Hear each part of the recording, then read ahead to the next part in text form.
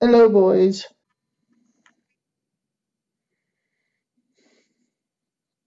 Man, can you believe we've had our very own Mary Poppins inside the bunker this whole time? Kind of wish we had unlocked her before Michael killed all those refugees. Hmm. Or Gadriel killed Kevin. Or that time we were trapped in here with the air running out.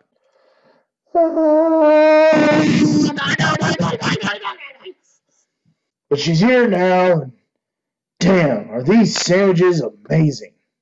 Makes excellent salads too. I think she might not like Jack though.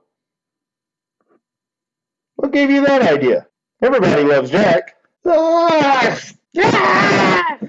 Maybe we should have a talk to her about it. Maybe after Thanksgiving? Oh, yeah, after Thanksgiving, definitely.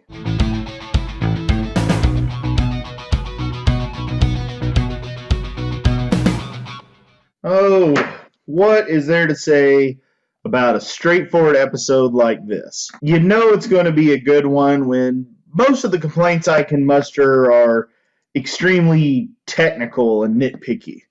Yes, even I am going to admit that what I'm about to say is almost too nerdy even for me. By far, my biggest issue is the montage of holidays. The holidays are displayed in backwards order, going from Christmas to Thanksgiving to Halloween to 4th of July. I'll admit I'm a little confused whether this sequence is supposed to be just a non-linear montage or if it's supposed to represent a passage of 4 to 5 years within one episode. I do know that with some episodes being right after another in story, but having a week between them in real time, there's been a bit of a question of whether Supernatural is still in sync with the real world time or not. Was this episode supposed to fix all this and cover all the years until the boys are now in 2020 with the rest of us? I don't really mind, but it really brings up some questions like, where was Castiel in all these years? And of course, this is Supernatural, where it's a very real possibility that the holidays being displayed backwards were an indication the boys were going backwards in time, or they're not following time in a strictly linear fashion. That's not outside the realm of possibility with the show, and why I often insist that sometimes the writers need to make clear key plot factors from time to time. I am somewhat disappointed that the show didn't examine a bit more of Jack's reacquisition of his soul. Supernatural is always at its best when it uses the monster of the week to examine its characters. There was an opportunity here as Mrs. Butters had a past and some regrets that she tried to find new meaning in her life serving the men of letters and now the Winchesters. Even her overzealousness toward Jack could have been a metaphor for redemption transforming into vengeance. There was some rich potential there, but the episode didn't give us much time with Jack or Mrs. Butters for this. Also, it slightly bothered me when Jack confronts Mrs. Butters. Don't get me wrong, I'm working on my own fan fiction right now, so I totally get it. I know exactly how you want to get to a specific plot point, but you can't quite figure out how yet, so you just shove two characters into a scene and you get it to play out like you need to. It ends up feeling very awkward because it so obviously is. The characters aren't acting out of any motivation, but strictly the writer's command. I also know there's almost no better feeling when you finally realize how to smooth it out and get it all to flow organically. And I wish that as a wood nymph, Mrs. Butters had a name more befitting, like Mrs. Maple.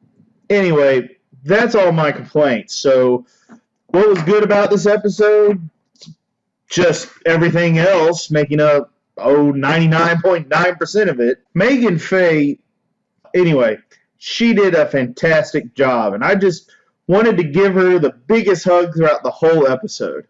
She actually nailed the role of a mother bear who's all warm and cuddly and extremely dangerous when her cubs are threatened.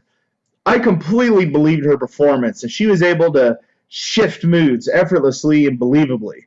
By far, my biggest complaint about her is I wish we could have had more of her, and that's what a writer always wants for a character. I was glad to see the boys happy in this episode overall being a relaxing breather, bringing us into the final episode run before we hit that drama hard. And I love that the guys are actually able to talk the monster of the week down instead of just outright killing them.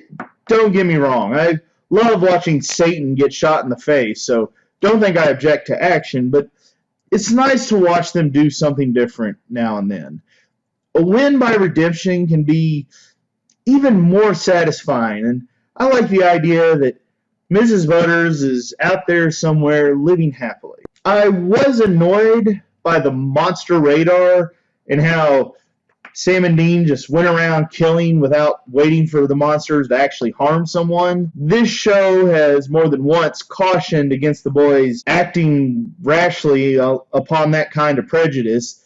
Like, what if it was Garth and his family that showed up on the monster radar? But then, upon reflection, I think maybe that was the point. And maybe it was meant to convey Mrs. Butter's corrupting influence, that she was trying to train them to do what she wanted against Jack. I'll also admit that this whole bit was effectively what season 12 wanted to be about with the British Men of Letters. And in one episode, and with one actress, they just executed and nailed it much better.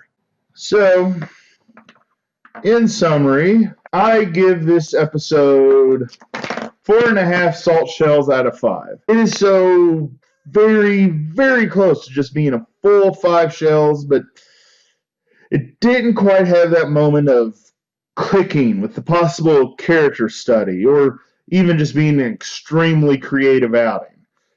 I still love this episode, though, and will probably move it into my top 100 easily. So here we are at the end game. Time to buckle down and enjoy the ride.